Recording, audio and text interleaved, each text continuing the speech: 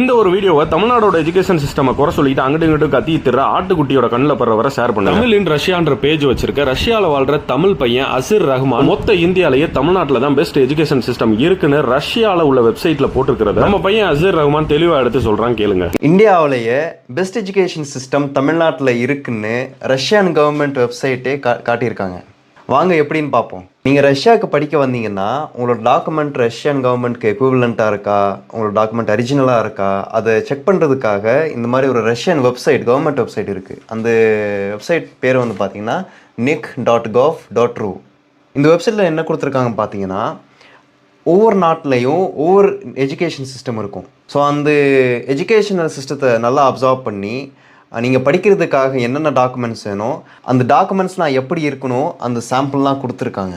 Indian document பற்றி என்ன போட்டிருக்காங்க பார்த்தீங்கன்னா 1987 இந்தியாவுக்கும் சோவியத் ரஷ்யாவுக்கும் நடுவில் இந்த மாதிரி ஒரு அக்ரிமெண்ட் போட்டிருக்காங்க. என்னென்னா இந்த அக்ரிமெண்ட் படி இந்தியன் டாக்குமெண்ட்ஸ் ரஷ்யாவுக்கு எக்விவலண்ட்டாக இருக்குது. உங்களுக்கு தெரியும் இந்தியாவில் வந்து பார்த்தீங்கன்னா ஒவ்வொரு ஸ்டேட்லேயும் ஒவ்வொரு எஜுகேஷன் சிஸ்டம் இருக்கும்.